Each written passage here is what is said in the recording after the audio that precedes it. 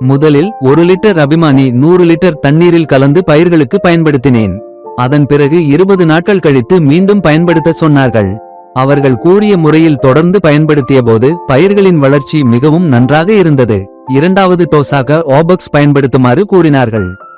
அதன்படி பயன்படுத்திய போது செடிகள் முழுமையாக ஆரோக்கியமாக வளரத் தொடங்கின. ஒரு வரிசை கூட சரியாக முளைக்கவில்லை. ஆனால் அபிமான் 2 முறை பயன்படுத்திய பிறகு வேர் வளர்ச்சி மிகவும் சிறப்பாக இருந்தது. பின்னர் ஓபக்ஸ் பயன்படுத்தியதும் பயிர்களின் முழுமையான வளர்ச்சியை நேரடியாக காண முடிந்தது. வணக்கம், என் பெயர் ஜெகதீஷ் நாகப்பா. நான் கர்நாடகா மாநிலத்தில் உள்ள ஹாவேரி டிஸ்ட்ரிக்ட் பகுதியில் வசித்து வருகிறேன்.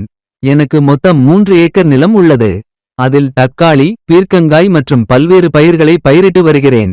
மேலும் 10 சென்ட் நிலத்தில் ஒரு பெரிய விதை தோட்டத்தையும் உருவாக்கியுள்ளேன். அந்த தோட்டத்தில் நான் APKS ஆர்கானிக்ஸ் இந்தியா நிறுவனத்தின் அபிமான் மற்றும் ஓபக்ஸ் தயாரிப்புகளை பயன்படுத்தி வருகிறேன். ஒரு நாள் Facebook இல் இந்த நிறுவனத்தின் விளம்பரத்தை பார்த்தேன். அதன் பிறகு அபிமான் மற்றும் ஆர்பிக்ஸ் தயாரிப்புகளை ஆர்டர் செய்தேன். அவர்கள் கூறியபடி விதை விதைத்த 20ஆம் நாள் முதல் அபிமான் பயன்படுத்த ஆரம்பித்தேன்.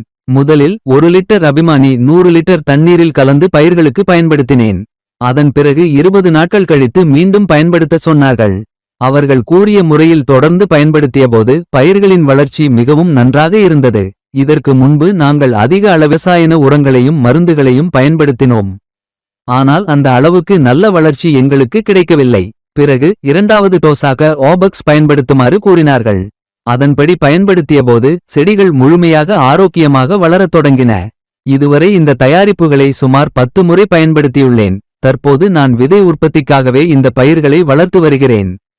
இப்போது எங்கள் வயலில் 6 வரிசை ஆண் செடிகளும் 28 வரிசை பெண் செடிகளும் உள்ளன. அனைத்து செடிகளும் மிகவும் ஆரோக்கியமாக வளர்ந்துள்ளன. முன்பு ஒரு கேன் விதையை வாங்கி விதைத்தபோது ஒரு வரிசை கூட சரியாக முளைக்கவில்லை. ஆனால் அபிமான் 2 முறை பயன்படுத்திய பிறகு வேர் வளர்ச்சி மிகவும் சிறப்பாக இருந்தது. பின்னர் ஓபக்ஸ் பயன்படுத்தியதும் பயிர்களின் முழுமையான வளர்ச்சியை நேரடியாக காண முடிந்தது. தற்போது எங்கள் வயலில் தக்காளி, சர்க்கரை வள்ளிக்கிழங்கு மற்றும் வாழை போன்ற பல்வேறு பயிர்கள் உள்ளன. இந்த பயிர்களின் விதைகள் அனைத்தும் வெயிலில் நன்கு உலர்த்தப்பட்டுள்ளன. முன்பு அதிகமான இரசாயனங்களை பயன்படுத்தியதால் பயிர்களில் நோய்த்தாக்கம் அதிகமாக இருந்தது. ஆனால் இப்போது நோய்த்தாக்கம் மிகவும் குறைந்துள்ளது.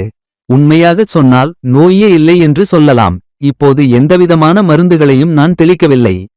அடுத்த கட்டமாக மகரந்தச் சேர்க்கை பணியை மேற்கொண்டோம். அதில் ஆண் மற்றும் பெண் பூக்களுக்கு இடையே மகரந்தச் சேர்க்கை செய்யப்படுகிறது. முதலில் பெண் பூவில் உள்ள தேவையற்ற பகுதிகளை அகற்றி ஆண் பூவிலிருந்து மகரந்தத்தை எடுத்து வந்து பெண் பூவில் சேர்க்க வேண்டும். இப்போது மகரந்தச் சேர்க்கை வெற்றிகரமாக முடிந்துள்ளது. இன்னும் 1.5 மாதங்களில் பூக்கள் காய்களாக மாறி முழுமையாக முதிர்ந்துவிடும். அதற்கு பிறகு எத்தனை காய்கள் தேவை என்பதை தேர்வு செய்து மற்றவற்றை அகற்றிவிட வேண்டும். பின்னர் விதைகள் முழுமையாக முதிர்ந்து கீழே உதிரத் தொடங்கும். இதுவே இந்த விதை உற்பத்தியின் முழு செயல்முறை. மகரந்தம் காற்றில் பறந்து வீணாகாமல் இருக்க பூக்களின் மீது தனியாக ஒரு பையை கட்ட வேண்டும். காலையில் ஒரு நிறப்பையை பயன்படுத்தினால் மதியத்திற்கு வேறொரு நிறப்பையை பயன்படுத்த வேண்டும். இந்த முறையின் மூலம் விதைகள் பாதுகாப்பாகவும் வீணாகாமல் இருக்கவும் உதவுகிறது. மொத்தத்தில் இந்த முறையின் மூலம் எங்கள் விவசாயத்தில் முழுமையான முன்னேற்றத்தை கண்டுள்ளோம்.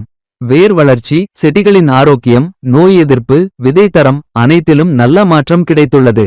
இந்த மாற்றத்திற்கு காரணமான APKS ஆர்கானிக்ஸ் இந்தியா நிறுவனத்திற்கு எனது மனமார்ந்த நன்றிகள்.